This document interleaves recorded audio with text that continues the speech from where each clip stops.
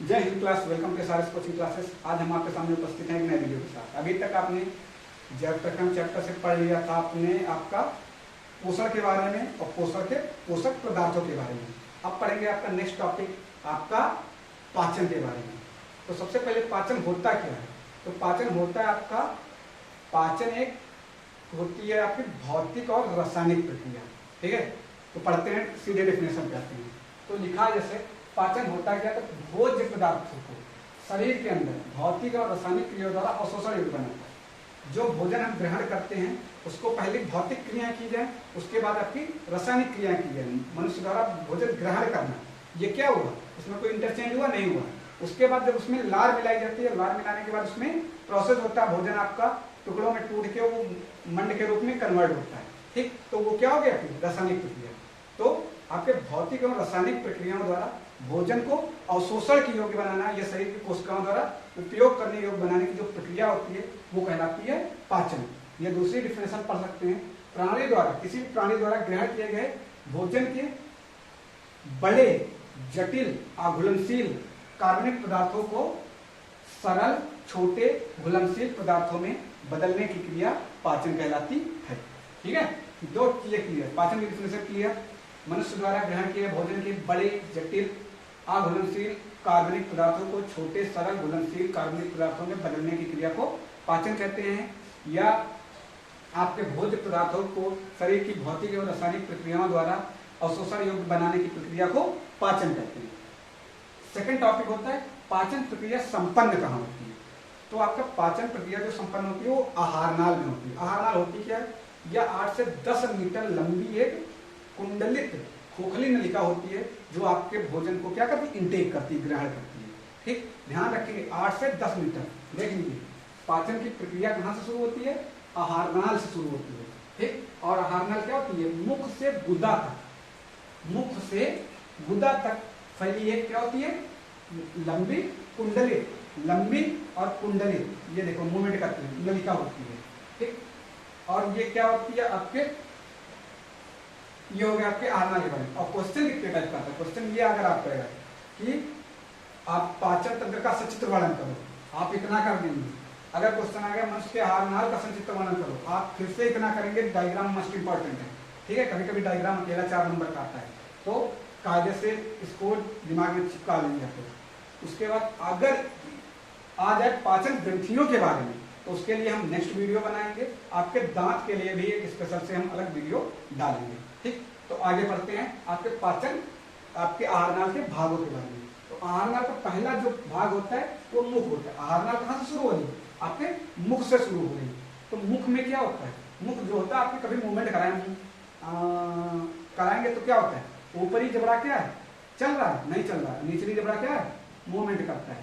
तो सबसे पहला पॉइंट ये होता है, जो मुख होता है ये आपके ऊपरी अचल तथा निचले चल जबड़े के मध्य स्थित होता है। इन दोनों जबड़ों के मध्य स्थित होता है, यही लिखा है, ऊपरी अचल तथा निचले चल जबड़े के मध्य स्थित होता है। और ये आपके गुहा की आकार की संरचना होती है, एक गुफा जैसी संरचना होती है। अब मुंह खोलेंगे तो एक गुफा जैसी नहीं शुरुआत होती है, उसी अंदर जाती रहती है आखिर, वैसी ये भी एक गुहा के आकार, मुख एक गुहा के आकार की यहाँ तक संरचना होती है, जो भोजन ग्रहण करने का काम करती है। क्या करती है, भोजन को इंटेक करती है, भोजन को हम मुख द्वारा ही ग्रहण करते हैं। ग्रहण करने के बाद इसमें क्या होता है, इसमें आपके जबड़े युक्त दांत, ठीक, दांत क्या होता है, जबड़े युक्त होते हैं, एवं जीभ पाई जाती है, जो आपके जबड़े दांत क्या करते हैं, आपके भोजन को काटने, कुतरने, चबाने और पीसने में मदद करते हैं, जबकि जीभ आपकी जो होती है स्वाद को ग्रहण करने में मदद करती है। ठीक है, बाकी दांत का वीडियो नेक्स्ट में मिलता है। सेकंड टॉपिक आता है आपका ग्रास नली। ग्रास नली से ज्यादा कुछ नहीं लिखना है, सीधा लिखना है, ये 25 सेंटीमीटर की लंबी नली होती है, जो ऊपर मुख, गुहा तथा नीचे अमाशय द्वारा जुड़ी रहती है। इसकी दीवार क्या होती है, मोटी और पेशी होती है, और इसकी दीवार पर श्लेष्म नामक ये ग्रंथियां पाई जाती है। ठीक है, जो भोजन को चिकना और लसलसा बनाती है, ताकि भोजन यहाँ आसानी से फिसल सके।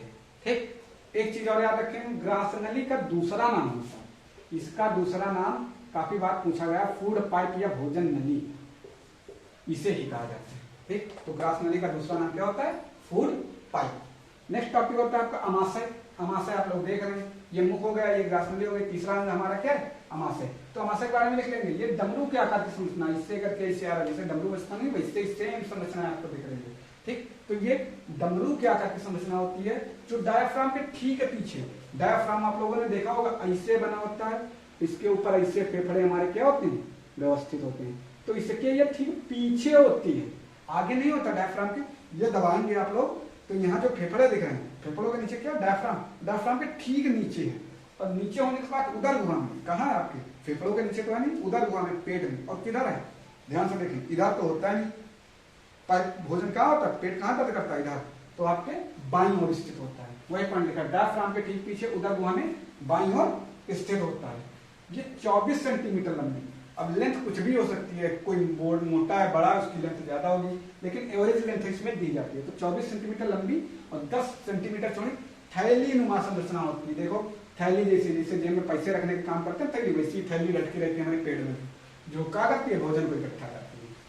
इसके पश्च भाग में ये जो होता है, यहाँ पर एक छिद्र पाया जाता है, जिसे क्या बोलते हैं, पाइलोरिक छिद्र। इस छिद्र द्वारा ये कहाँ खुलता है, आपके ग्रहणी में खुलता है। ये जो आपकी संरचना है इसे क्या बोलते हैं, ग्रहणी। ठीक, तो यहाँ स्थितिंतर द्वारा ये किसमें खुलता है, आपकी ग्रहणी में खुलता है। इसमें आपकी जठर ग्रंथियां, ठीक, क्या होता है, यहाँ से आपके जठर, अमाशय में क्या पाई जाती है, जठर ग्रंथियां पाई जाती हैं। और अमाशय में भोजन इतना कूटा जाता है कि भोजन क्या बन जाता है, ऊपर चबाया गया, उसके बाद नीचे वो लुगदी जैसा बन जाता है। ठीक, फिर सेकंड नेक्स्ट टॉपिक आते हैं आपका छोटी आंत के बारे में। तो छोटी आंत क्या होती है, तो आप लोग ये देख रहे हैं जितना ग्रीन कलर का पोर्शन है, ये आपका क्या यहाँ से स्टार्ट होती है। तो क्या लिखेंगे, ये ऊपर आपके अमाशय से तथा नीचे किससे जुड़ी है, बड़ी आंत से जुड़ी रहती है, जिसकी लंबाई 6 मीटर लंबी और कुंडलित, कुंडलित है ये, कुंडलित नलिका होती है। इसके 3 भाग होते हैं, ध्यान रखिए। इतना भाग आपका, ये भाग आपका ग्रहणी कहलाता है। ठीक, तो पहला भाग कौन सा है, ग्रहणी। तो ग्रहणी क्या होती है, 25 सेंटीमीटर लंबी। और सबसे मोस्ट इंपॉर्टेंट 1 नंबर क्वेश्चन, किस आकार की होती है, सी के आकार की संरचना होती है। ठीक, ग्रहणी क्या होती है, सी के आकार की संरचना। अमाशय क्या होता है, जे के आकार की संरचना। ध्यान रखिए, ये जे और ये सी के आकार की संरचना होती है। इसमें आपका पित्त, ये देखो पित्ताशय से निकला पित्त और अग्नाशय से निकला अग्नाशय रस, दोनों आके यहीं पे मिलते हैं। इसीलिए सबसे ज्यादा पाचन कहाँ होता है, आपके छोटी आंत में होता है। ठीक, छोटी आंत में आपका पाचन पूर्ण हो जाता है, पूरी तरीके से खत्म, आगे पाचन नहीं होना है। ठीक, उसके बाद दूसरा होता है माध्यांत, 2.5 मीटर लंबी कुंडलित पेशी नलिका होती है, यही आपकी है। उसके बाद शेषांत, जो आखिरी भाग होता है वो कहलाता है शेषांत, जो 3.5 मीटर लंबी नलिका होती है। इसमें आपकी आंतीय ग्रंथियां, आंतीय ग्रंथियों से आंतीय रस निकलता है। पियर्स ग्रंथियां बहुत इंपॉर्टेंट टॉपिक है, ध्यान रखिए।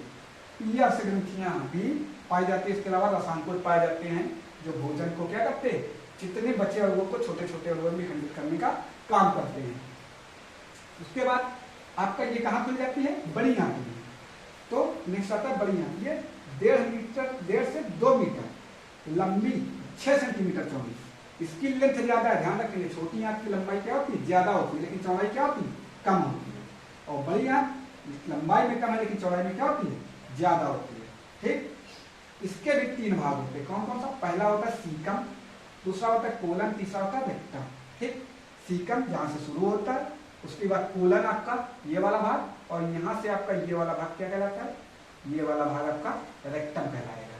ठीक है, अब क्वेश्चन कभी पूछ ले कि बड़ी आंत का सबसे बड़ा भाग कौन सा है, तो बड़ी आंत का आप लोग ध्यान रखेंगे, कोलन वाला भाग क्या होता है, सबसे बड़ा भाग होता है। क्लियर ना, कोलन वाला भाग क्या होता है, आपका कोलन वाला भाग सबसे बड़ा भाग होता है। इसके अलावा एक क्वेश्चन लिख रखा है, क्रम रूप परिशेषिका अवशेषी अंग, बहुत पूछा जाता है। मनुष्य के पाचन तंत्र में पाए जाने वाले अवशेषी अंग का नाम बताओ, तो ये क्या है आपका, क्रम रूप परिशेषिका। ये अवशेषी अंग होती है। पहले हम लोग को जब मांसाहारी नहीं थे तब ये आपके भोजन के पाचन में मदद करती थी। अब भी ये शाकाहारी जंतु में पाई जाती है, लेकिन हम लोगों में क्या होती है, अवशेषी अंग होती है। और बड़ी आंत का काम क्या होता है, बड़ी आंत का एक ही काम होता है, जल को अवशोषण करना। इसे जल भर रखा है आंत में, ऐसे वो प्रेस करेगी, डिप्रेस करेगी, जितना जल होगा वो बाहर निकाल जाएगा, शरीर की कोशिकाओं में विसर्जित हो जाएगा, और जितना आपका अपशिष्ट पदार्थ होगा उसको फिर आपके मलाशय द्वारा, ये जो आपका रेक्टम या मलाशय होता है, इससे शरीर के बाहर निकाल दिया जाता है। ठीक है, तो डायग्राम देखें। सबसे पहले मुख इसमें हमने लाल ग्रंथियां बना दी। जितना आपका रेड कलर से लिखा है वो आपके पाचन के भाग हैं, ठीक। जितना ग्रीन कलर से है वो आपके सहायक अंग या आपके पाचक ग्रंथियां, ठीक। जैसे लाल ग्रंथि, यकृत में जठर ग्रंथियां, पित्त पित्ताशय निकालता है, अग्नाशय में अग्नाशयी ग्रंथियां, ठीक। और इसके अलावा एक लास्ट वाला लिखा है क्रैनियो परिशेषिका। तो इतना डायग्राम आप लोग बना दोगे और इतना कर दोगे तो 7 नंबर क्वेश्चन ज्यादातर आपका यही रखा जाता है किसी भी हाफ ईयरली पेपर में। सबसे इंपॉर्टेंट क्वेश्चन आपका यही है और बोर्ड के लिए मस्ट इंपॉर्टेंट क्वेश्चन है। तो आई होप आप लोगों को अच्छे से वीडियो समझ में आया होगा। अगर किसी बच्चे को किसी प्रकार की समस्या हो तो हमारे कमेंट बॉक्स में जाके अपना क्वेश्चन पूछ सकता है। अब हम मिलेंगे आपको नेक्स्ट वीडियो में आपके पाचन ग्रंथियों के साथ। थैंक यू क्लास, जय हिंद।